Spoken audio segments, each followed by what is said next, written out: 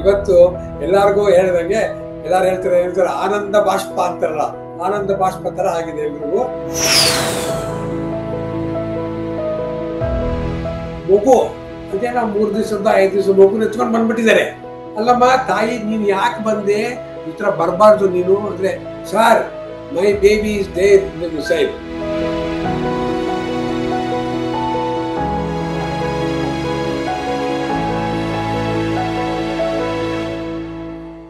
ಭಾರತ ಮತ್ತು ಪಾಕಿಸ್ತಾನದ ಸೈನ್ಯದ ನಡುವೆ ಸಂಘರ್ಷ ಶುರುವಾಗಿದೆ. ಪಾಕಿಸ್ತಾನದಿಂದ ಮಿಸೈಲ್ಸ್ ಗಳೇನು ಭಾರತಕ್ಕೆ ಬರ್ತಾ ಇರುವಂತದ್ದು, ಅದರಲ್ಲಿ ಪಾಕಿಸ್ತಾನದ ಮಿಸೈಲ್ಸ್ ನ ಕ್ಷಿಪಣಿಗಳನ್ನ ಒಡೆದು ಉಳಿಸಿರುವಂತದ್ದು ನಮ್ಮ ಸ್ವದೇಶಿ ನಿರ್ಮಿತ ಆಕಾಶ್ ವಾಯು ರಕ್ಷಣಾ ವ್ಯವಸ್ಥೆ, ಅದರ ಜೊತೆಗೆ S-400 ಕೂಡ ಇತ್ತು.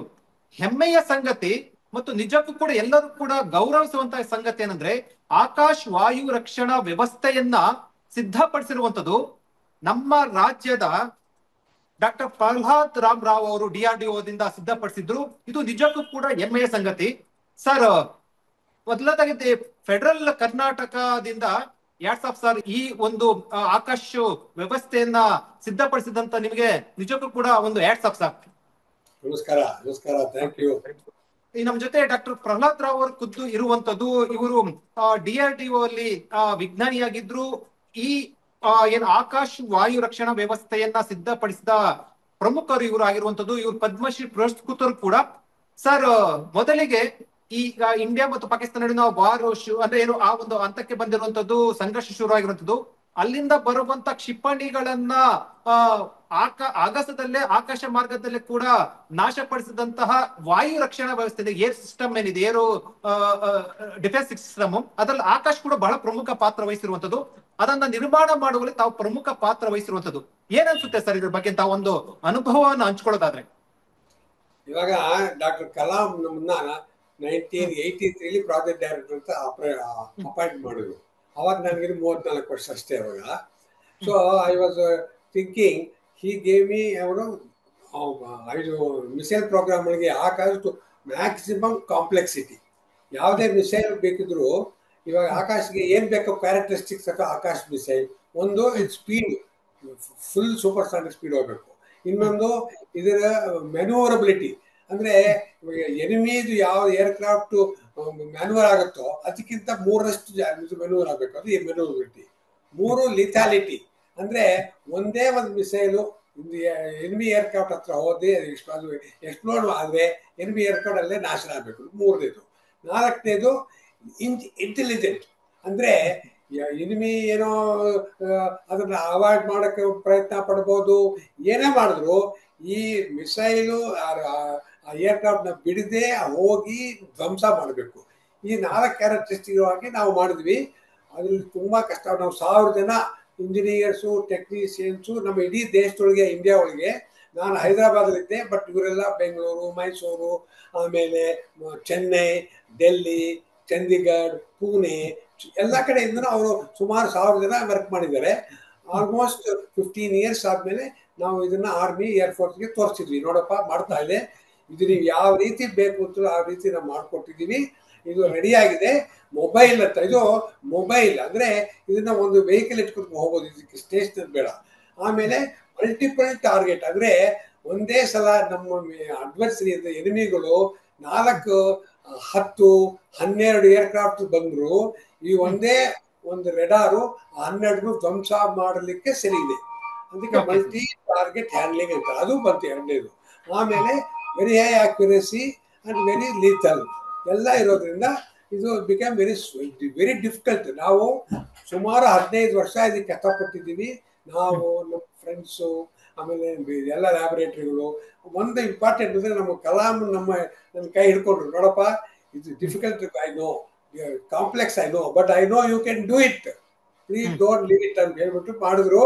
I remember him today with grateful ಅಂತ. ಅಂಥವ್ರು ಮಾಡಿಸಿದ್ರಿಂದ ನಾವು ಮಾಡಿ ಸುಮಾರು 2000 ಒಳಗೆ ನಾವು ಹೇಳಿದ್ವಿ ಆರ್ಮಿ ಏರ್ಫೋರ್ಸ್ಗೆ. ಇಬ್ರು ತಗೊಂಡ್ರು, ಇಬ್ರು ಬೇಕಾದಷ್ಟು ಆರ್ಡರ್ ಮಾಡಿದ್ದಾರೆ ಆರ್ಮಿ ಏರ್ಫೋರ್ಸು. ಅಂಡ್ ಇದು ಸರ್ಫೇಸ್ ಟು ಏರ್, ಅಂದ್ರೆ ನಾವು ಮೊಬೈಲ್ ಇಂದ ಕಳಿಸಿದ್ರೆ ಯಾವ ಏರ್ಕ್ರಾಫ್ಟ್, ಎನಿಮಿ ಏರ್ಕ್ರಾಫ್ಟ್ ಯಾವುದೇ ಇರಲಿ ಅದು ತಪ್ಪಿಸ್ಕೊಳಕ್ ಸಾಧ್ಯ ಇಲ್ಲ. ಆ ರೀತಿ ಮಾಡಿದ್ದೀವಿ.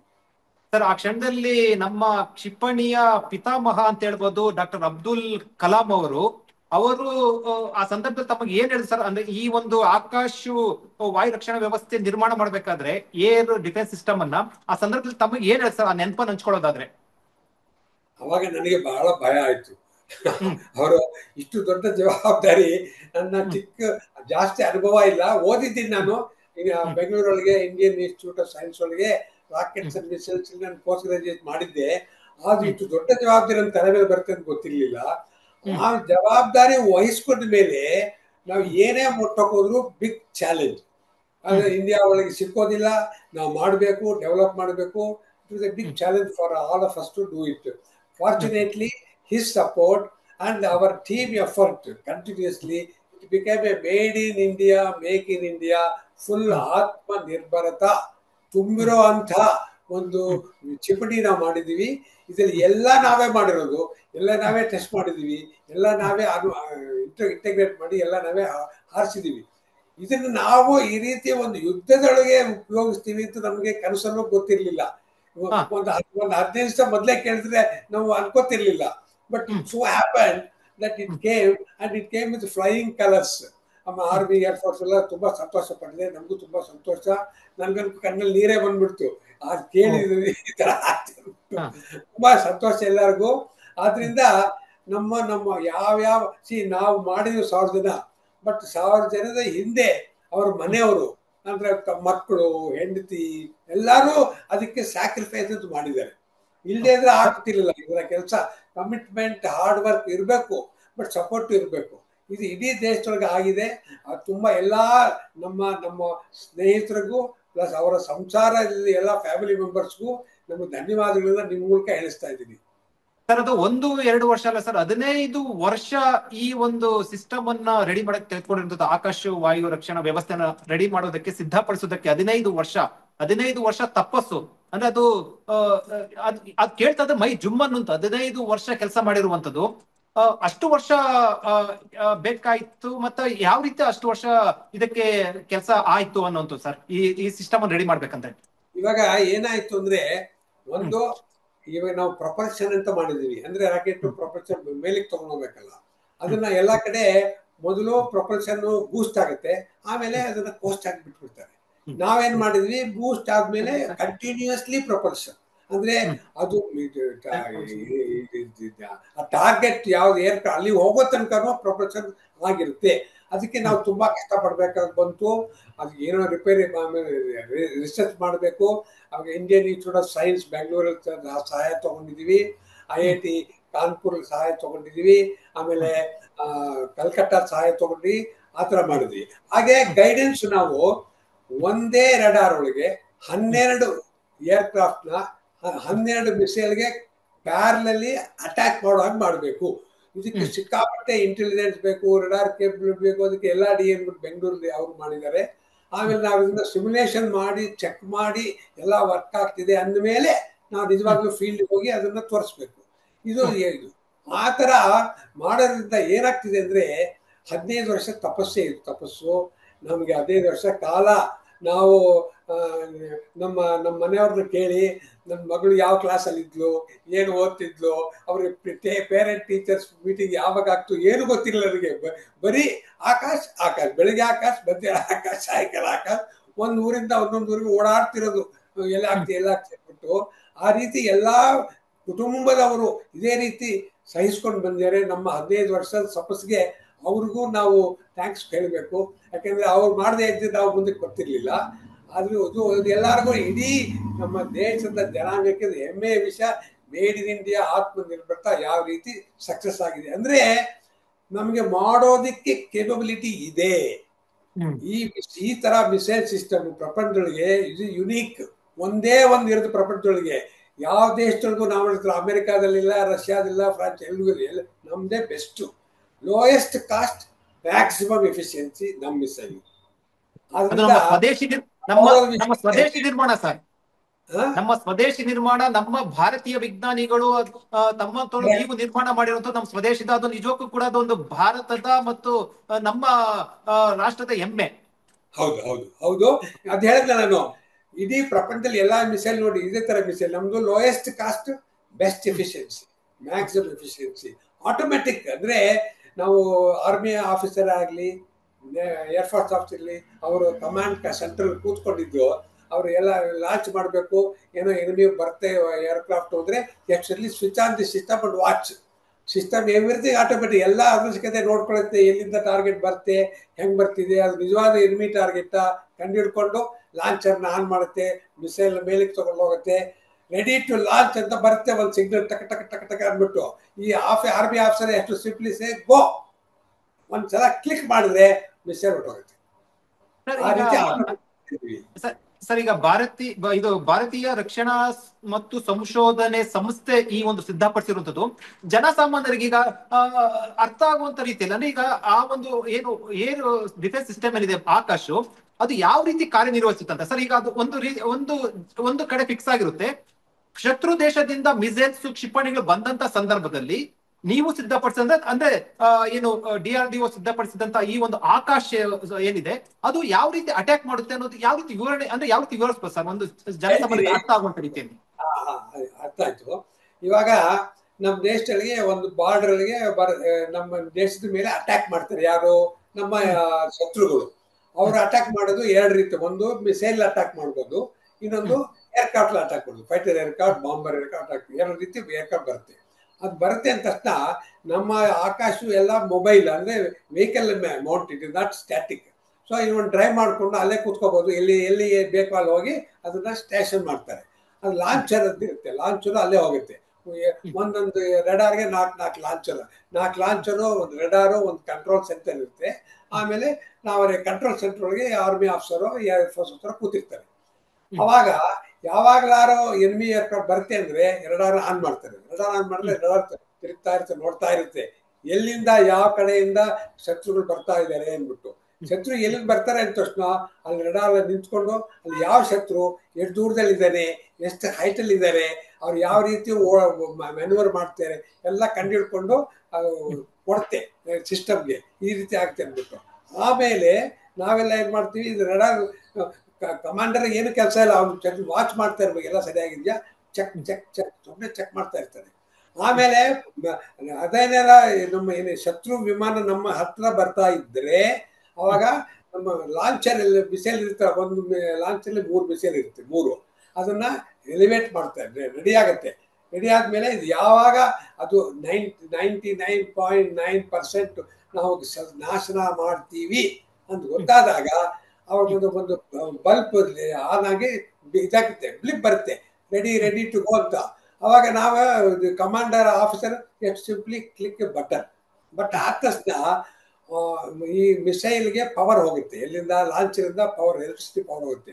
ಮಿಸೈಲ್ ಚೆಕ್ ಮಾಡುತ್ತೆ ಎಲ್ಲ ರೆಡಿ ಇದೆಯಾ, ಎಲ್ಲ ವರ್ಕ್ ಕರೆಕ್ಟ್ ಆಗ್ತದೆ ಅಂದ್ಬಿಟ್ಟು it takes only 3 seconds, 3 second ಒಳಗೆ ಅದು ಎಲ್ಲಾ ಪ್ಯಾರಾಮೀಟರ್ ಚೆಕ್ ಮಾಡಿ ಹಾಕ್ಬಿಟ್ಟು ಮಿಸೈಲ್ ಮುಂದೆ ಕೊಟ್ಟೋಗುತ್ತೆ, ಇಮಿಡಿಯೇಟ್ಲಿ ಬೂಸ್ಟ್ ಆಗುತ್ತೆ. ಆದ್ಮೇಲೆ ಯಾರಿಗೂ ಏನು ಕೆಲಸ ಇಲ್ಲ, you have to only watch, it will all happen in front of your eyes. Sir, ಈ ಒಂದು ಆಕಾಶ ರಕ್ಷಣಾ ವ್ಯವಸ್ಥೆಯಿಂದ ಒಂದು ಬಾರಿ ಎಷ್ಟು ಮಿಸೈಲ್ಸ್ ಅಟ್ಯಾಕ್ ಮಾಡಬಹುದು ಸರ್? ಶತ್ರು ದೇಶಗಳಲ್ಲಿ ಮಿಸೈಲ್ಸ್ ಬರ್ಬೇಕಾದ್ರೆ ಎಷ್ಟು ಕೌಂಟರ್ ಅಟ್ಯಾಕ್ ಮಾಡಬಹುದು? ಇವಾಗ ಒಂದು ಶತ್ರು ವಿಮಾನಕ್ಕೆ ಒಂದು ಮಿಸೈಲ್, 99.5% ಗ್ಯಾರಂಟಿ ಅದನ್ನ ನಾಶನ ಮಾಡ್ಬಿಡುತ್ತೆ. ಆ ಕಾನ್ಫಿಡೆನ್ಸ್ ಇದೆ, ಮೊನ್ನೆ ಡೆಮಾನ್ಸ್ಟ್ರೇಟ್ ಮಾಡಿದ್ದಾರೆ. ಸಪೋಸ್ ನಿಮ್ಗೆ ಒಂದಲ್ಲ ಏರ್ಕ್ರಾಫ್ಟ್ 4 ಇದೆ, 6 ಇದೆ ಅಂದ್ರೆ ನಾನು 4 ಮಿಸೈಲ್ ಹಾರಿಸ್ಬೋದು, 6 ಮಿಸೈಲ್ ಹಾರಿಸ್ಬೋದು. ಅದಕ್ಕೆ ನಮ್ಮ ಕಮಾಂಡ್ ಸೆಂಟರ್ ಹೇಳಿದ್ನಲ್ಲ, ಅದ್ರೊಳಗೆ ಆರ್ಮಿ ಆಫೀಸರ್ ಕೂತಿರ್ತಾರಲ್ಲ, ಆರ್ಮಿ ಏರ್ಫೋರ್ಸ್, ಅದ್ರೊಳಗೆ ಏನೇನು ಬೇಕು ಅದಕ್ಕೆ C4I ಅಂತ ಅಂದ್ರೆ command, control, communication, intelligence, computer ಎಲ್ಲ ಇರುತ್ತೆ.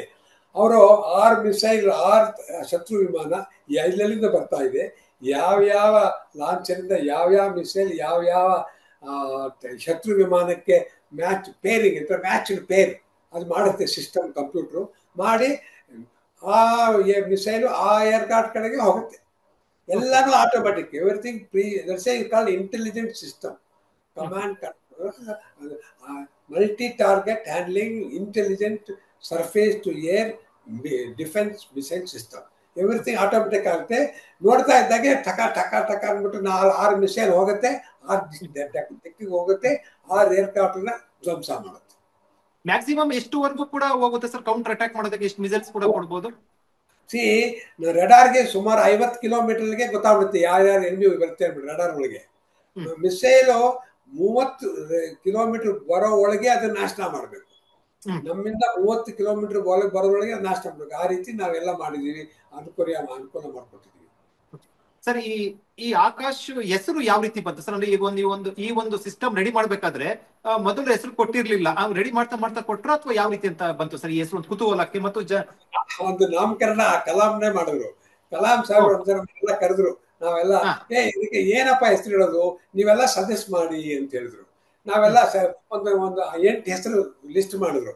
ಮಾಡಿದ್ಮೇಲೆ ಈ according to me Akash best, ಯಾಕಂದ್ರೆ ನೀವು ಭೂಮಿಯಿಂದ ಆಕಾಶಕ್ಕೆ ಕಳಿಸ್ತಾ ಇದ್ದೀರಿ, ಆದ್ರಿಂದ ಭೂಮಿಯಿಂದ ಆಕಾಶಕ್ಕೆ ಹೋಗೋದ್ರಿಂದ ಆಕಾಶ ಅನ್ನೋ ಹೆಸರು ಕರೆಕ್ಟ್ ಆಗಿ ಬರುತ್ತೆ ಅಂದ್ಬಿಟ್ಟು ಟಿಕ್ ಮಾಡಿದ್ರು. ಅವತ್ತಿಂದ ಇದು ಆಕಾಶ. ಅವರೇ ನಾಮಕರಣ ಮಾಡಿದ್ದು, ಕಲಾಂ ಸಾಹೇಬ್ರೆ. ನಾವೆಲ್ಲ ಲಿಸ್ಟ್ ಕೊಟ್ವಿ, ಬಟ್ ಹಿ ಟಿಕ್ಡ್. ಓಕೆ ಸರ್, ಈ ಸಿಸ್ಟಮ್ ರೆಡಿ ಆದ್ಮೇಲೆ, ಸಕ್ಸಸ್ ಆದ್ಮೇಲೆ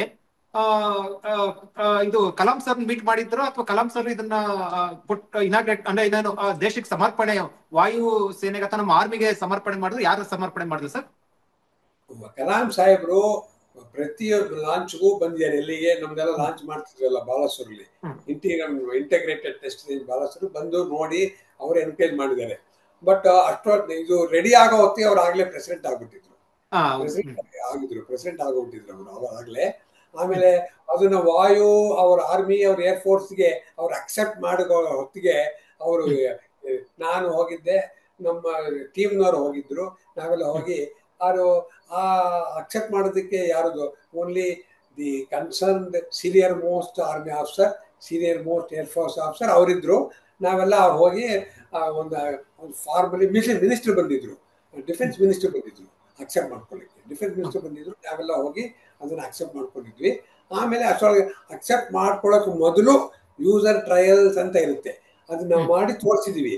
ಅವ್ರು ಸರಿಯಾಗಿ ವರ್ಕ್ ಆಗಿದೆ ಅಂದ್ರೆ ಅಕ್ಸೆಪ್ಟ್ ಮಾಡ್ಕೊತಾರೆ. ಅವಾಗ ಮಿನಿಸ್ಟರ್ ಬರ್ತಾರೆ, ಅವ್ರ army air force correct person ಬರ್ತಾರೆ, ನಾವೆಲ್ಲ ಟೀಮೆಲ್ಲ ಹೋಗಿ ತಗೊಂಡಿದ್ವಿ.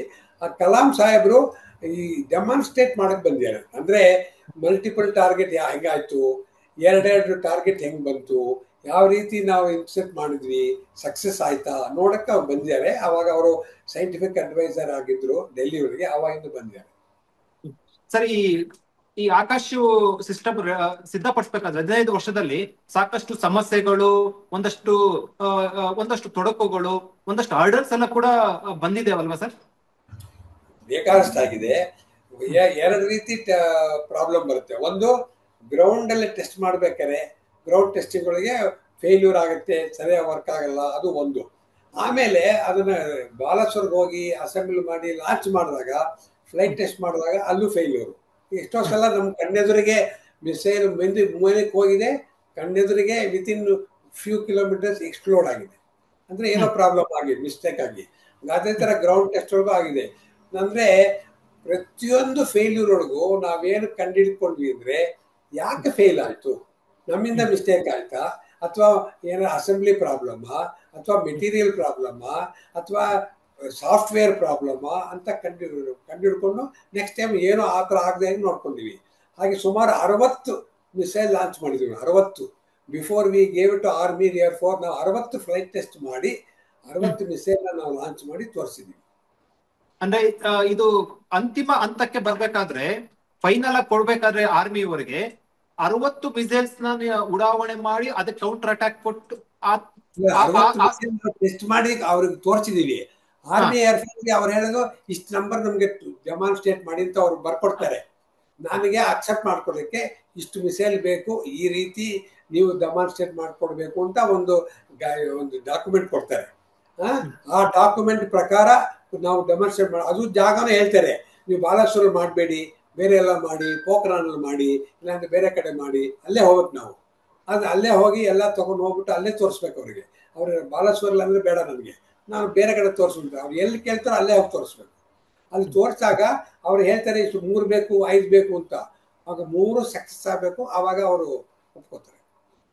ಸರ್ ಮತ್ತೊಂದು ಮಾಹಿತಿ ಅಂದ್ರೆ ಈಗ ಏನು ಏರೋ ಡಿಫೆನ್ಸ್ ಸಿಸ್ಟಮ್ ಅಲ್ಲಿ ಈಗ S-400 ಅಂತ ಇರುವಂತದ್ದು, ಅದು ರಷ್ಯಾ ನಿರ್ಮಿತ ತಗೊಂಡಿರುವಂತದ್ದು, ಇವೆಲ್ಲ ಕೂಡ ಮಾಹಿತಿ ಇದೆ. ನಮ್ಮ ಸ್ವದೇಶದಿಂದ ಆಕಾಶ್ ಒಂದು ಅಲ್ಲಿ ನಮ್ಮ ನಿರ್ಮಾಣ ಆಗಿರುವಂತದ್ದು.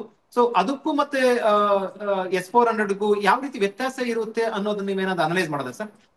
ಇವಾಗ S-400 ಡಿಫರೆಂಟ್ ಕ್ಲಾಸ್ ಅಂತಾರೆ. ಅಂದ್ರೆ ಅದು ದೊಡ್ಡ ಸೈಜು, ಹೈಯರ್ ರೇಂಜ್ 100 ಕಿಲೋಮೀಟರ್ ಹೋಗುತ್ತೆ, ನಮ್ದು 40 ಕಿಲೋಮೀಟರ್ ಹೋಗುತ್ತೆ. ಅದು ಬೇರೆ ಕ್ಲಾಸ್. ನಮ್ದು ಮೀಡಿಯಂ ರೇಂಜ್ ಅಂತೀವಿ, ಅವ್ರದ್ದು ಲಾಂಗ್ ರೇಂಜ್, ನಮ್ದು ಮೀಡಿಯಂ ರೇಂಜ್. ಮೀಡಿಯಂ ರೇಂಜ್ ಅಂದ್ರೆ 35-40 ಕಿಲೋಮೀಟರ್ ನಾವು ಹೋಗ್ತೀವಿ. ಇದಕ್ಕೆ ಕಂಪೇರ್ ಮಾಡಬೇಕು ಅಂದ್ರೆ ಅಮೆರಿಕಾದೊಳಗೆ ಅವ್ರ ಹತ್ರ ಪೇಟ್ರಿಯಟ್ ಅಂತ ಇದೆ, ಪೇಟ್ರಿಯಟ್ ಅಂತ. ಆ ಮಿಸೈಲ್ಗೂ ನಮಗೂ ಸೇಮ್ ಸೈಜು, ಸೇಮ್. ನಮ್ಮ ಲೆಕ್ಕದ ಪ್ರಕಾರ ನಮ್ದು ಆ ಪೇಟ್ರಿಯಟ್ಗಿಂತ ಬೆಟರ್ ಅಂತ ನಮ್ಮ ಅಭಿಪ್ರಾಯ, ನಮ್ಮ ಕನ್ವಿಕ್ಷನ್. ನಾವು ಮಾಡಿದೀವಿ ಅದು ಪೇಟ್ರಿಯಟ್ಗಿಂತ ಬೆಟರು, ಅದಕ್ಕಿಂತ ಚೀಪರು, ಅದಕ್ಕಿಂತ ಬಿಕಾಸ್ ಪೇಟ್ರಿಯಟ್ ಒಳಗೆ ಏನಾಗುತ್ತೆ, ಮೊದಲು ಬೂಸ್ಟ್ ಆಗುತ್ತೆ, ಆಮೇಲೆ ಕಾಸ್ಟಿಂಗ್ ಆಗುತ್ತೆ. ನಮ್ಮಲ್ಲಿ ಆ ಥರ ಇಲ್ಲ, ಕಂಟಿನ್ಯೂಯಸ್ಲಿ ಪವರ್ ಇರುತ್ತೆ ಪ್ರೊಪಲ್ಷನ್.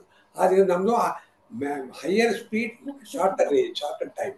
ನಮ್ಮದು ಹೈಯರ್ ಸ್ಪೀಡ್ ಹೋಗಿ ಶಾರ್ಟರ್ ಟೈಮ್ ಒಳಗೆ ಎಂಗೇಜ್ಮೆಂಟ್ ಆಗುತ್ತೆ. ಆದ್ದರಿಂದ ನಮ್ಮದು ಬೆಟರ್ ಅಂತ ನಾವು ಅದನ್ನ ಕನ್ವಿಕ್ಷನ್. ಸರ್, ಈ ನಿರ್ಮಾಣ ಮಾಡ್ಬೇಕಾದ್ರೆ ಒಂದಷ್ಟು ಅನುಮಾನಗಳು ಅಥವಾ ಬೇರೆ ಬೇರೆ ರೀತಿ ಏನಾದ್ರು ಚರ್ಚೆಗಳು ಶುರುವಾಗಿದ್ವಾ ಸರ್ ಈ ಸಂದರ್ಭದಲ್ಲಿ? ಯಾಕಂದ್ರೆ ನಮ್ಮ ಸ್ವದೇಶಿ ನಿರ್ಮಿತ ಆಗ್ತಾ ಇರುವಂತದ್ದು, ಆ ಸಂದರ್ಭದಲ್ಲಿ ಆ ರೀತಿ ಏನಾದ್ರು ಕೂಡ ಒಂದಷ್ಟು ಚರ್ಚೆಗಳು ಶುರುವಾಗಿದ್ವಾ? ತುಂಬಾ. ನಾನು ಅವಾಗಿನ ಚಿಕ್ಕವನು ಎಲ್ಲ ಹೇಳೋದು, ಅಯ್ಯೋ ಪ್ರಹ್ಲಾದ ಯಾಕಪ್ಪ ತಗೊಂಡಿದ್ದಿ, ತುಂಬಾ ಕಷ್ಟ, ಇದು ಮಾಡ್ತೀವೋ ಆಗಲ್ವೋ, ಇದಿಷ್ಟು ಕಷ್ಟ ಪಟ್ಬಿಟ್ಟ ಸಕ್ಸಸ್ ಆಗುತ್ತೋ ಆಗಲ್ವೋ, ಮೋಸ್ಟ್ ಕಾಂಪ್ಲೆಕ್ಸ್ ನೀವು ಕೊಟ್ಟಿದ್ದಾರೆ, ನಿಕ್ಕೆಲ್ಲ ಆಗತ್ತಾ, ನಮ್ಗೆಲ್ಲ ಡೌಟು. ಬರೀ ರೆಡಾರ್ ಬಂದ್ರೆ ಸಾಕು, ಬರೀ ಮಿಸೈಲ್ ಬಂದ್ರೆ ಸಾಕು, ಎಲ್ಲ ಬರುತ್ತಾ ಅಂದ್ಬಿಟ್ಟು ಎಲ್ಲಾರು ತುಂಬಾ ಡೌಟಿಂಗ್ ಥಾಮಸ್ ಅಂತಾರಲ್ಲ, ಹಂಗೆ ಎಲ್ಲಾರು ಡೌಟ್ ಮಾಡಿದ್ರು. But only one person was behind me. ಯಾರು? Kalam. Don't worry, I am with you, don't worry, you will succeed. ಅವರೇ ಹೇಳೋರು, don't worry, you will succeed. ನಾನು ಇದೀನಿ, ಹಿಂದೆ ನಿನ್ನ ಬೆಂಬಲವಾಗಿದ್ದೀನಿ, ಸಕ್ಸಸ್ ಆಗಿ. ಎಷ್ಟೇ ಫೇಲ್ಯೂರ್ ಬಂದ್ರು ಅವರು ಒಂದ್ ದಿವ್ಸನೂ ಅವ್ರು ಅಪ್ಸೆಟ್ ಆಗಿಲ್ಲ, ಒಂದ್ ದಿವ್ಸನೂ ಕೋಪ ಮಾಡ್ಕೊಂಡಿಲ್ಲ. ಮಾಡು ನೀನು, ಸಕ್ಸಸ್ ಆಗುತ್ತೆ. That is what we have learn, and we have learn now. Even now my team members, some of them young people are still ಮಾಡ್ತಾ ಇದ್ದಾರೆ.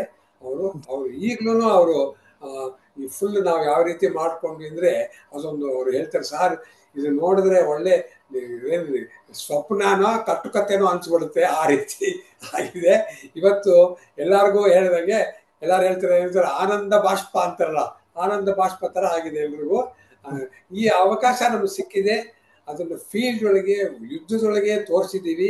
ಅದರಿಂದ ಅದಕ್ಕೆ ಡಬಲ್ ಆನಂದ ನಮಗೆ ಆಗಿದೆ. ಸರಿ ಸರ್, ನೀವು ಈ ನಿರ್ಮಾಣ ಮಾಡಿದ್ದಂತ ಈ ಒಂದು ವ್ಯವಸ್ಥೆ ಏನಿದೆ, ಆಕಾಶ್ ಸಿಸ್ಟಮ್ ಏನಿದೆ, ಆಕಾಶ್ ಆ ಒಂದು ರಕ್ಷಣಾ ವ್ಯವಸ್ಥೆ, ಅದೀಗ ಪಾಕಿಸ್ತಾನದ, ನಮ್ಮ ಶತ್ರು ದೇಶ ಪಾಕಿಸ್ತಾನದ, ಅಂದ್ರೆ ನಮ್ಮ ಜನರೇಷನ್ಗೆ ಈ ರೀತಿ ಯುದ್ಧದ ಕಾರ್ಮೋಡ ಅಥವಾ ಈ ರೀತಿ ಏನು ಸೈನ್ಯದ ನಡುವೆ ಸಂಘರ್ಷ ಆಗ್ತಾ ಇದೆ, ನಮ್ಮ ಜನರೇಷನ್ಗೆ ಇಷ್ಟರ ಮಟ್ಟಿಗೆ ಆಗ್ತಾ ಇರುವಂತದ್ದು ಮೊದಲ ಒಂದು ಅನುಭವ. ಅದು ಆಕಾಶ್ ಅಂತ ಒಂದು ಏರೋ ಸಿಸ್ಟಮ್ ಪಾಕಿಸ್ತಾನದ ಕ್ಷಿಪಣಿಗಳನ್ನ ಒಡೆದುರುಳಿಸಿದೆ ಅನ್ನೋದು ಇನ್ನೂ ಹೆಮ್ಮೆಯ ವಿಚಾರ. ನೀವು ಈ ಸಿಸ್ಟಮ್ ಅನ್ನ ಈ ರೀತಿ ಬಳಕೆ ಆಗುತ್ತೆ ಅಂತ ಅನ್ಸಿರ್ಲಿಲ್ಲ ಅಲ್ವಾ? ಅಂದ್ರೆ ಈ ಒಂದು ರೀತಿಯಲ್ಲಿ ಯುದ್ಧದ ಸಂದರ್ಭ ಅಥವಾ ಯುದ್ಧ ಇನ್ನೂ ಕೂಡ ಆಗಿಲ್ಲ, ಈ ರೀತಿ ಸಂದರ್ಭ ಬರುತ್ತೆ ಅಂತ ಅನ್ಸಿತ್ತಾ? ಅನ್ಸಿತ್ತು. ನಾವು ಸಿಮ್ಯುಲೇಷನ್ ಅಂತ ಮಾಡ್ತೀವಲ್ಲ, ಸಿಮ್ಯುಲೇಷನ್ ಮಾಡ್ಬೇಕಾದ್ರೆ ನಾವು ಅದನ್ನೇ ಮನಸ್ಸಿಟ್ಕೊಳ್ಳೋದು. ಈ ಆಕಾಶ್ ಮಿಸೈಲು ಯಾವ ರೀತಿಯ ಟಾರ್ಗೆಟ್ ನ ಎದುರಿಸುತ್ತೆ, ಯಾವ ರೀತಿ ಶತ್ರು ವಿಮಾನ, ಶತ್ರು ಕ್ಷಿಪಣಿನ ಎದುರಿಸುತ್ತೆ ಅಂದ್ಬಿಟ್ಟು ನಾವು ಪ್ಲಾನ್ ಮಾಡಿ ಅದನ್ನ ಸಿಮ್ಯುಲೇಟ್ ಮಾಡ್ತೀವಿ. ಅದು ಯಾವ ರೀತಿ ಹಾರುತ್ತೆ, ಯಾವ ವೇಗದಲ್ಲಿ ಬರುತ್ತೆ, ಯಾವ ಡೈರೆಕ್ಷನ್ ಬರುತ್ತೆ ಅಂತ ನಾವು ವರ್ಕೌಟ್ ಮಾಡಿ, ಆಮೇಲೆ ನಮ್ಮ ಮಿಸೈಲ್ನ ನಾವು ಕಳಿಸಿದ್ರೆ ಇದು ಹೆಂಗೋಗುತ್ತೆ, ಅದರ ಟ್ರಾಜೆಕ್ಟರಿ ಹೆಂಗಿರುತ್ತೆ, ಸ್ಪೀಡ್ ಹೆಂಗಿರುತ್ತೆ, ಹೇಗೆ ಮನೋವರ್ ಮಾಡುತ್ತೆ. ಸಪೋಸ್ ಇವಾಗ ಎನಿಮಿ ಶತ್ರು ವಿಮಾನ ಸಡನ್ಲಿ ನಾನು ಕೆಳಗೆ ಬರ್ತೀನಿ ಅಂದರೆ ಅವಾಗ ಇದು ಯಾವ ರೀತಿ ಇದು ಅದಕ್ಕೆ ರಿಯಾಕ್ಟ್ ಮಾಡುತ್ತೆ. ಆಮೇಲೆ ಹತ್ರ ಬಂದಾಗ ಎಷ್ಟು ಮಿನಿಮಮ್ ಇದಕ್ಕೂ ಅದಕ್ಕೂ ಮಧ್ಯೆ ಎಷ್ಟು ಡಿಸ್ಟೆನ್ಸ್ ಇರುತ್ತೆ, ಆ ಡಿಸ್ಟೆನ್ಸ್ ಒಳಗೆ ವಾರೆಡ್ ಒಳಗಿರುತ್ತೆ ನಮ್ಮ ಮಿಸೈಲ್ ಒಳಗೆ. ಅದು ವಾರೆಡ್ ಎಕ್ಸ್ಪ್ಲೋಡ್ ಆದರೆ ಶತ್ರು ವಿಮಾನ ತಡ್ಕೊಳತ್ತಾ, ನಾಶನ ಆಗತ್ತಾ, ಎಲ್ಲರೂ ಸಿಮ್ಯುಲೇಟ್ ಮಾಡಿ ಚೆಕ್ ಮಾಡಿ ಅದು ನಾವು ರೆಡಿ, ನಮ್ಮ ಕನ್ವಿಕ್ಷನ್ ರೆಡಿ ಅಂದಮೇಲೆ ನಾವು ಅದು ಆಗ್ತೀವಿ. ಅದರಿಂದ ನಮಗೆ ಈ ಥರ ಆಗತ್ತೆ ಅನ್ನೋದು ಸರ್ಪ್ರೈಸ್ ಅಲ್ಲ, ಬಟ್ ಈ ಥರ ನಿಜವಾಗ್ಲೂ ಆಗಿದೆ ಅನ್ನೋದು ಒಂಥರ ಸರ್ಪ್ರೈಸ್. ಬಟ್ ಆಗತ್ತೆ ಅಂತ ನಾವು ಪ್ರಿಪೇರ್ ಮಾಡ್ಕೊಂಡು ಸಿಮ್ಯುಲೇಟ್ ಮಾಡಿ ರೆಡಿ ಆಗಿದ್ವಿ. ಸರ್ ನಿಮ್ಮ ಸಹೋದ್ಯೋಗಿಗಳು, ನಿಮ್ಮ ಸಬಾರ್ಡಿನೇಟ್ ಯಾರಿದೆ ಆ ಸಂದರ್ಭ ಕೆಲಸ ಮಾಡಿದಂತವ್ರು ಈಗೆಲ್ಲವೂ ಕೂಡ ಗೊತ್ತಾಗಿದೆ. ಸೊ ಕರೆ ಮಾಡಿದ್ರ ಅಥವಾ ನೀವೇನಾದ್ರು ಕೂಡ ಒಂದು ಅನಿಸಿಕೆಗಳನ್ನ ಹಂಚ್ಕೊಂಡ್ರ, ಕರೆ ಮಾಡಿದ್ರ? ಸಹಜವಾಗಿ ಕರೆ ಮಾಡಿರ್ತಾರೆ ನಿಮ್ಮ ಸಹೋದ್ಯೋಗಿಗಳು. ನಿನ್ನೆಯಿಂದ ಫೋನ್ ನಿಲ್ತೇ ಇಲ್ಲ, ಕಂಟಿನ್ಯೂಸ್ ಆಗಿ ನಿನ್ನೆಯಿಂದ ಫೋನ್ಗಳು. ಒಂದು ನಮ್ಮ ಜೊತೆ ಅನುಯಾಯಿಗಳು, ಒಂದು ಇನ್ನೊಂದು ನಮ್ಗೆ ಗೊತ್ತಿರೋಂತ ಸ್ನೇಹಿತರು, ಮೂರನೇದು ಬೇರೆ ಇವಾಗ ISRO ಫಾರ್ ಎಕ್ಸಾಂಪಲ್ ತುಂಬಾ ನನಗೆ ಗೊತ್ತು, ಇಸ್ರೋ ಅವರು ಫೋನ್ ಮಾಡ್ತಾರೆ. ಆಮೇಲೆ ಅಕಾಡೆಮಿಕ್ ಇನ್ಸ್ಟಿಟ್ಯೂಷನ್ಸ್ ಅವರು ಫೋನ್ ಮಾಡ್ತಾ ಇದ್ದಾರೆ.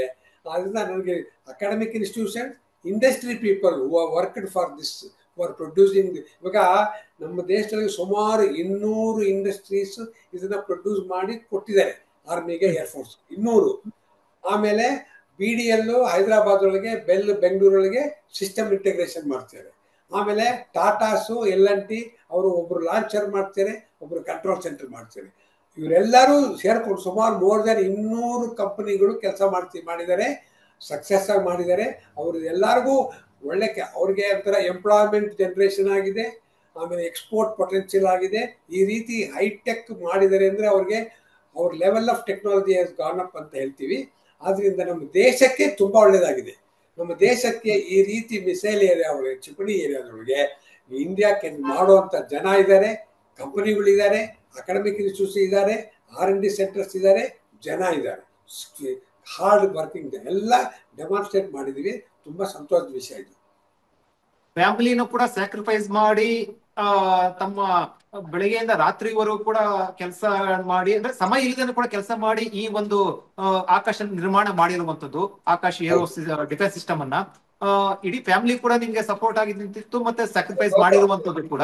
ಸಮಯ ರಾತ್ರಿ ಬೆಳಗ್ಗೆನೂ ಕೂಡ ಅಗಲ ನೋಡದೆ ಕೂಡ ಕೆಲಸ ಮಾಡ್ತಾ ಇದ್ದು, ಅದನ್ನ ನೆನ್ಸ್ಕೊಳ್ಳೋದ ಸರ್, ಅದನ್ನ ಒಂದು ರೀಕಾಲ್ ಮಾಡೋದಾದ್ರೆ? ಅದೇ ಒಂದೇ ಒಂದು ಹೇಳ್ತೀನಿ ವಿಷಯ, ಹೇಳಿ ಸರ್.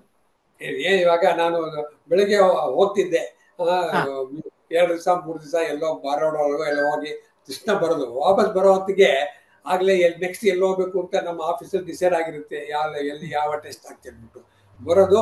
ಆ ಸೂಟ್ ಕೇಸ್ನ ಇಡೋದು, ಇನ್ನೊಂದು ಸೂಟ್ ಕೇಸ್ ಇದೆ, 2 ಸೂಟ್ ಕೇಸು, ಒಂದು ಹೋಗಕ್ಕೆ ಒಂದು ಬರೋಕ್ಕೆ. ಅದಕ್ಕೆ ನಮ್ಮ ಮನೆಯವರು ಹೇಳೋರು, ಏನಪ್ಪ ಇದು ಒಳ್ಳೆ ಏನೋ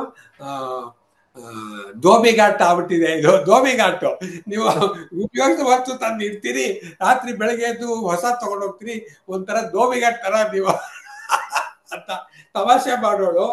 ಅದು ಒಂದು ಆ ರೀತಿ ನಾವು ವರ್ಕ್ ಮಾಡಿದ್ವಿ. ಅದಕ್ಕೆಲ್ಲ ಇವಾಗ ಒಳ್ಳೆ ರೀತಿ ಆಗಿರೋದ್ರಿಂದ, ರಿಸಲ್ಟ್ ಬಂದಿರೋದ್ರಿಂದ ಇವಾಗ ಅವ್ರಿಗೂ ಸಂತೋಷ, ನಮಗೂ ಸಂತೋಷ. ಇವಾಗ ನಾನು ಹೇಳ್ತಿರ್ತೀನಿ, ರಿಪಬ್ಲಿಕ್ ಡೇ ಪೆರೇಡು ಅದರೊಳಗೆ ಎಲ್ಲ ತೋರಿಸ್ತಾರೆ ಡೆಮಾನ್ಸ್ಟ್ರೇಷನ್. ಅವಾಗ ಆಕಾಶ ರೆಡಾರು ಮಿಸೈಲು ಎಲ್ಲ ಹೋಗ್ತಿದ್ರೆ ಎಷ್ಟು ಹೆಮ್ಮೆ ವಿಷಯ ಅಲ್ವಾ ನಮ್ಗೆ. ಅಬ್ಬಾ ಇದ್ರಲ್ಲಿ ನಾನು ಮಾಡಿದ್ದ ಅಲ್ಲಿದೆ ಅಂತ. ಆ ರೀತಿ ಎಲ್ಲರಿಗೂ ತುಂಬಾ ಸಂತೋಷದ ಕೆಲಸ.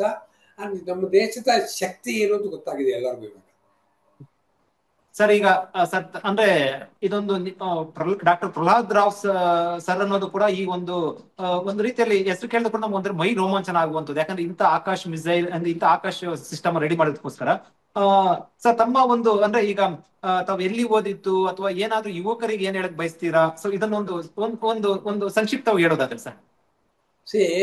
ನಾನು ನಮ್ಮ ತಂದೆಯವರು ಮೇ ಬಿ SSLC ತನಕ ಓದಿದ್ರು. ತಾಯಿ ಇವನು 8th ಸ್ಟ್ಯಾಂಡರ್ಡ್ ಮಾರಲಿಲ್ಲ, ಅವರು ಸುಮ್ಮನೆ ಮನೆ.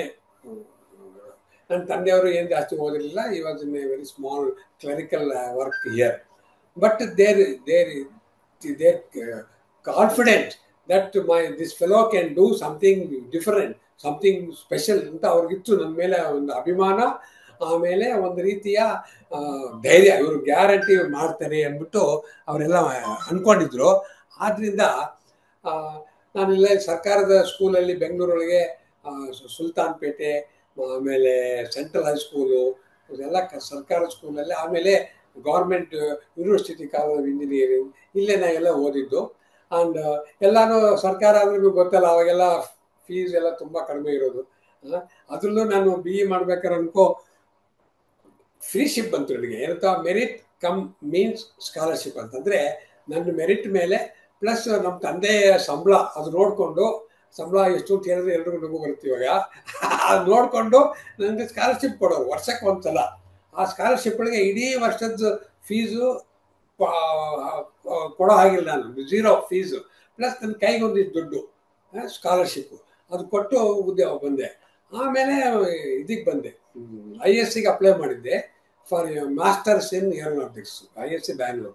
ಅಷ್ಟರೊಳಗೆ ಭಾರತ್ ಎಲೆಕ್ಟ್ರಾನಿಕ್ಸ್ ಇದೆಯಲ್ಲ, ಅಲ್ಲಿಗೆ ನನಗೊಂದು ಎಂಪ್ಲಾಯ್ಮೆಂಟ್ ಆರ್ಡರ್ ಬಂತು, ಜಾಬ್ ಅಪಾಯಿಂಟ್ಮೆಂಟ್ ಬಂದಿದೆ, ಇಂಜಿನಿಯರ್ ಟ್ರೈನಿಂಗ್ ಅಂತ ಬಂದು ಸೇರ್ಕೊ ಅಂತ ಬಂತು.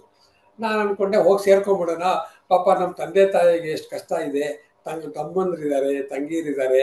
ಹೇಳಿದೆ ನಮ್ಮ ತಾಯಿಗೆ, ಹೇಳಿದೆ, ನೋಡಮ್ಮ ನಾನು ಹೋಗ್ತೀನಿ, ನಮಗೆ ಕೆಲಸ ಸಿಕ್ಕಿದೆ ನೋಡು, ಅಪಾಯಿಂಟ್ಮೆಂಟ್ ಬಂದಿದೆ, ಸೋಮವಾರ ಹೋಗಿ ನಾನು ರಿಪೋರ್ಟ್ ಮಾಡ್ಕೊತೀನಿ, ಸಂಬಳ ಬರುತ್ತೆ ಮುಂದಿನ ತಿಂಗಳಿಂದ, ನಿಂದು ಪ್ರಾಬ್ಲಮ್ಮು ಸಾಲ್ವ್ ಆಗುತ್ತೆ, ನನಗೂ ಕೆಲಸ ಆಗುತ್ತೆ. ಅವಾಗ ನಮ್ಮ ತಾಯಿ ಏನು ಹೇಳಿದ್ರು ಗೊತ್ತಾ, ಬೇಡ ನೀನು ME ಹೋಗು, ಇದು BE ಬರುತ್ತೆ, ಬೆಲ್ ಇವತ್ತಲ್ಲಿ ನಾಳೆ ಸಿಗುತ್ತೆ, ME ಬಿಡಬೇಡ, ನೀವು ಹೋಗು ಅಂತೇಳಿ. ನಾನು ಆವಾಗೆಲ್ಲ ಹೇಳ್ತಿದ್ದೆ, ನಮ್ಮಮ್ಮ ಹೇಳ್ತಿದ್ದೆ, ನಾನು ಏರೋನಾಟಿಕ್ಸ್ ಮಾಡಬೇಕು, ಆಕಾಶದಲ್ಲಿ ಹಾರೋದೆಲ್ಲ ನೋಡಬೇಕು ಮಾಡಬೇಕು ಅಂತ, ನೀವು ಹೋಗು MEಗೆ.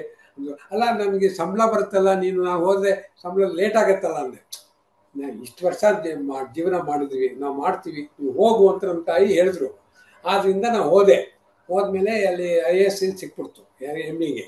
ISC ಸಿಕ್ಕಿದ್ರೆ ಖುಷಿ ಆದ್ರು ಅವ್ರಿಗೆ, ನೋಡಿಯಾ ನಿನಗೆ ಸ್ಕಾಲರ್ಶಿಪ್ಪು ಬಂತು, ನಿನಗೆ ME ಮಾಡೋ ಅವಕಾಶ ಸಿಕ್ತು. ಅವಾಗೆಲ್ಲ MEಲಿ ಅವಾಗ ತಿಂಗಳಿಗೆ ನನಗೆ 200 ರೂಪಾಯಿ ಏನೋ ಸ್ಕಾಲರ್ಶಿಪ್, 200 ರೂಪಾಯಿ ತಿಂಗಳಿಗೆ, 200.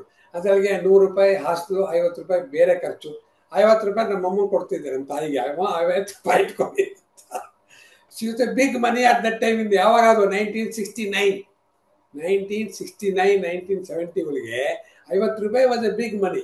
ಅವ್ರು ನಮ್ಮ ತಾಯಿ ತುಂಬ ಸಂತೋಷ, ನೋಡಿದೆಪ್ಪ ನಿಮಗೆ ನನಗೆ ಸಂಬಳ ಬಂದಷ್ಟೇ ಆಗಿದೆ, ನೀನು ಮುಗಿಸು ಅಂತ. ಆದ್ದರಿಂದ ಆ ರೀತಿ ಬೆಳೆದವನು ನಾನು, ಎಲ್ಲ ಬೆಂಗಳೂರು ಮಾಡಿದವನು. ME ಆದಮೇಲೆ I went to VSSC Thiruvananthapuram ISRO. I was there for about less than 1 year. ಅಷ್ಟೊಳಗೆ DRDO ಹೇಳಿದ್ರು, ಬಾರಪ್ಪ ನೀನು ನಿಮ್ಮ ಸ್ಕಾಲರ್ಶಿಪ್ ಕೊಟ್ಟಿದ್ದೀವಿ ಬನ್ನಿ ಅಂತ. ವಾಪಸ್ಸು ಹೈದರಾಬಾದಿಗೆ ಬಂದ್ಬಿಟ್ಟೆ. ಅವಾಗಿಂದ ಹೈದರಾಬಾದಲ್ಲಿದ್ದೆ, 27 ವರ್ಷ ಹೈದರಾಬಾದಲ್ಲಿದ್ದೆ. ಕಲಾಂ ಜೊತೆ ಕೆಲಸ ಮಾಡಿದೆ. ಅದೇ ಮೈ ಗ್ಲೋರಿ ಡೇಸ್. ಅದಾದ ನಂತರ ನೀವು ವಿಜ್ಞಾನಿಯಾಗಿ ಸೇರಿ ನಂತರ ನಿರ್ದೇಶಕರಾಗಿ ಭಾರತೀಯ ಮತ್ತು ರಕ್ಷಣಾ ಸಂಶೋಧನೆ ಅಂದ್ರೆ DRDO ನಿರ್ದೇಶಕರಾಗಿ ತಾವು ನಿವೃತ್ತಿ ಹೊಂದಿರುವಂತದ್ದಲ್ವಾ ಸರ್?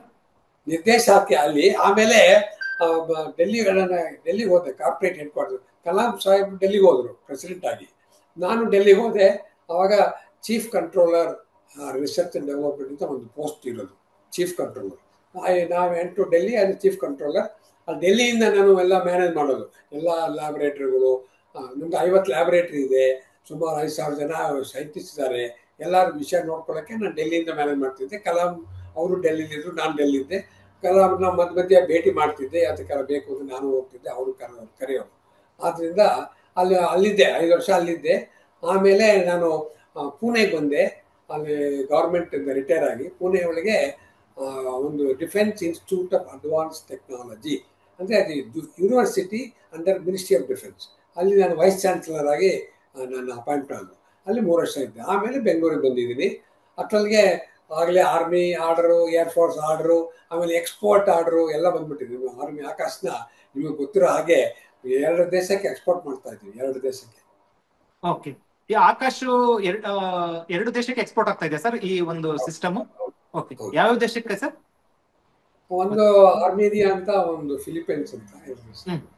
ಓಕೆ, ಮುಗಿಸೋಕ್ಕಿಂತ ಮುಂಚೆ ಈಗಿನ ಯುವ ಪೀಳಿಗೆಗೆ ಮತ್ತೆ ಯುವ ಜನತೆಗೆ ನೀವು ಏನ್ ಹೇಳಕ್ ಬಯಸ್ತೀರಿ ಸರ್? ನಮ್ಮ ಯುವ ಪೀಳಿಗೆ ಹೇಳೋದು 2-3 ಮಾತು. ಒಂದು, ನಿನ್ನ ಕೇಪಬಿಲಿಟಿ ನೀನೇ ರಿಯಲೈಸ್ ಮಾಡ್ಕೋಬೇಕು. ನಿನಗೆ ಎಲ್ಲರಿಗೂ ನೀವು ನನಗೆ ಟೈಮ್ ಇಲ್ಲ, ನನಗೆ ಸುಸ್ತಾಯಿತು ಅಂತಾರೆ, ಅದೆಲ್ಲ ತಪ್ಪು. Your body is capable of doing wonders, your brain is capable of doing wonders. ಅಂದರೆ ನಿಮ್ಮ ಮೆದುಳಿನ ಶಕ್ತಿ, ನಿಮ್ಮ ಕೈ ಶಕ್ತಿ ಬೇಕಷ್ಟಿದೆ, ನಾವು ಅದನ್ನು ಪೂರ್ತಿ ಉಪಯೋಗಿಸ್ಕೊಳ್ತಾ ಇಲ್ಲ.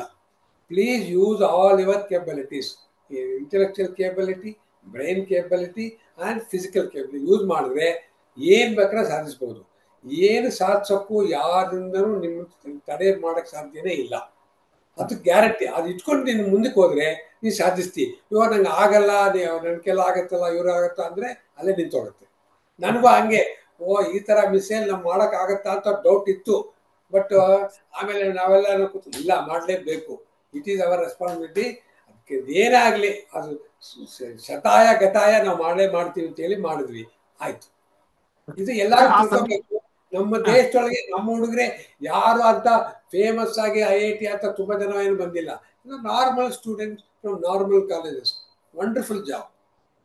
ಸರ್, ಆ ಸಂದರ್ಭದಲ್ಲಿ ಮರಿಲಾಗದ ಒಂದೆರಡು ಮೂರು ಘಟನೆಗಳು ಹಂಚ್ಕೊಳ್ಬೋದಾ ಸರ್? ಅಂದ್ರೆ ಈ ಆಕಾಶ ನಿರ್ಮಾಣ ಅಂತ ಸಂದರ್ಭದಲ್ಲಿ ಮರಿಲಾರದ ಘಟನೆ ಅಥವಾ ತುಂಬಾ ಮೆಮೊರೇಬಲ್ ಇರುವಂತದ್ದು ಹೇಳೋದಾದ್ರೆ ಸರ್? ಅಯ್ಯೋ, ಮಹಿಳೆಯರು ಯಾವ ರೀತಿ ಕೆಲಸ ಮಾಡಿದ್ದಾರೆ ಅಂದ್ರೆ ಒಂದು ಗಂಟೆ ಹೇಳ್ಬೋದು. ಒಂದು ಚಿಕ್ಕ ಉದಾಹರಣೆ ಕೊಡ್ತೀನಿ. ಒಂದು ಚಿಕ್ಕ ಉದಾಹರಣೆ, ನಾವು ಒಂದು ಮಾಡ್ತಿದ್ವಿ, ಒಂದು ಫ್ಯೂಸ್ ಅಂತ ಒಂದು ಮಾಡ್ತಾ ಇದ್ವಿ. ಮಿಸೈಲ್ ಒಳಗೆ ಒಂದು ಫ್ಯೂಸ್ ಇಡಬೇಕು ಅಂತ. ಅದನ್ನ ಒಂದು lady was the main designer, ಅವರೇ ಡಿಸೈನ್ ಮಾಡಿದ್ರು. ಅವರು ಫ್ಯೂಸ್ ಮಾಡಿದ್ರು, ರೆಡಿ ಆಯಿತು. ನಾವು ಅದನ್ನ ಟೆಸ್ಟ್ ಮಾಡಬೇಕಲ್ಲ, ಅಂದರೆ ಫ್ಲೈಟ್ ಟೆಸ್ಟ್ ಮಾಡಬೇಕು. ಬಾಲಸೂರಿಗೆ ಹೋಗ್ಬೇಕಾಗಿತ್ತು. ಬಾಲಸೂರಿಗೆ ಹೋಗ್ತಿದ್ವಿ, ಟೆಸ್ಟ್ ಮಾಡ್ತೀವಿ ಅಂತ ಹೇಳಿದ್ವಿ ನಾವು. ಬಟ್ ಆ ಲೇಡಿ ಸೈಂಟಿಸ್ಟು ಗರ್ಭಿಣಿ, ಅವರು ಗರ್ಭಿಣಿ ಆಗಿದ್ರು. ಅವ್ರಿಗೆ ಇವಾಗ ಅವ್ರಿಗೆ ಧರ್ಮ ಸಂಕಟ, ನೀವು ಟೆಸ್ಟ್ ಮಾಡಕ್ಕೆ ಹೋಗ್ತಾ ಇದ್ದೀರಿ, ನಂದು ಡೆಲಿವರಿ ಡೇಟ್ ಮ್ಯಾಚ್ ಆಗ್ತಾ ಇದೆಯಲ್ಲ, ಏನು ಮಾಡೋದು ಅಂತ.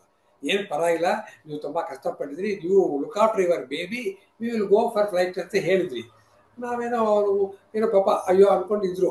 ಆಮೇಲೆ ಟೆಸ್ಟು ಒಂದೆರಡು ದಿವಸ ಮುಂದಕ್ಕೆ ಹೋಯ್ತು. ಕೊನೆಯಲ್ಲಿ ಟೆಸ್ಟ್ ನಾಳೆ ಬೆಳಿಗ್ಗೆ ಟೆಸ್ಟ್ ಆಗುತ್ತೆ ಅಂತ ಬಂತು. ಬಂದರೆ ಹಿಂದಿನ ರಾತ್ರಿ ಆಕೆ ಮಗು ಅದೇನೋ 3 ದಿವಸದ 5 ದಿವಸ ಮಗುನ ಎತ್ಕೊಂಡು ಬಂದ್ಬಿಟ್ಟಿದ್ದಾರೆ. ಇಲ್ಲಿಂದ ಆ ಊರಿಂದ, ಹೈದರಾಬಾದಿಂದ ಆ 4-5 ದಿವಸದ ಮಗು, ಚಿಕ್ಕ ಮೇಸನ್ನ ಅವ್ರ ತಾಯಿನ ಕರ್ಕೊಂಡು, ಮಗು ಏನೇನ್ ಬೇಕೋ ಎಲ್ಲ ತಗೊಂಡು, just 3 or 5 day old child ತಗೊಂಡು ಬಂದಿದ್ದಾರೆ. ಅಲ್ಲಮ್ಮ ತಾಯಿ, ನೀನ್ ಯಾಕೆ ಬಂದೆ, ಈ ತರ ಬರಬಾರ್ದು ನೀನು ಅಂದ್ರೆ, sir my baby is there in the missile, I have to see ಅಲ್ವಾ, I have to see, I don't want it to fail, success ಆಗ್ಬೇಕು, ನಾನ್ ನೋಡ್ಬೇಕು. ನಮ್ಗೆ ಕಣ್ಣಲ್ಲಿ ನೀರು ಬಂತು. ಪಾಪ ಈ ತಾಯಿ ಅಲ್ಲ, ನೀವ್ ಹೇಳ್ತಾ ನನ್ಗೂ ಕೂಡ ಒಂದು ರೀತಿಯಲ್ಲಿ ಭಾಷೆ ಆಗುತ್ತೆ ಸರ್. ಮಗು, ಚಿಕ್ಕ ಮಗು, 5 ದಿವಸ ಒಳಗೆ ನನ್ನ ಮಗು ಅಲ್ಲಿದೆ, ಅದು ಸಕ್ಸಸ್ ಆಗ್ಬೇಕು, ನಾನು ನೋಡ್ಬೇಕು ಅಂತ ಬಂದ್ಬಿಟ್ಟು ಅವರು finally it was success. This is one story I will never forget. Salute sir, ನಿಜವಾಗ್ಲೂ ಕೂಡ. ಅಂದ್ರೆ ಈ ತರದವರೆಲ್ಲ ಕೆಲಸ ಮಾಡಿದಕ್ಕೋಸ್ಕರ, ಇಷ್ಟು ಫ್ಯಾಮಿಲಿ ಸ್ಯಾಕ್ರಿಫೈಸ್ ಮಾಡಿ ಈ ರೀತಿ ಕೆಲಸ ಮಾಡಿದಕ್ಕೋಸ್ಕರ ನಮ್ಮ ದೇಶದ ರಕ್ಷಣೆ ಈ ರೀತಿ ಇರುವಂತದ್ದು ತುಂಬಾ ತುಂಬಾ ಧನ್ಯವಾದ. ಒಂದು ಸೆಲ್ಯೂಟ್ ಸರ್. Thank you. ಹೆಚ್ಚಿನ ಸುದ್ದಿ ಅಪ್ಡೇಟ್ಗೆ ಈಗಲೇ the federal Karnataka YouTube page ಅನ್ನು ಸಬ್ಸ್ಕ್ರೈಬ್ ಮಾಡಿ.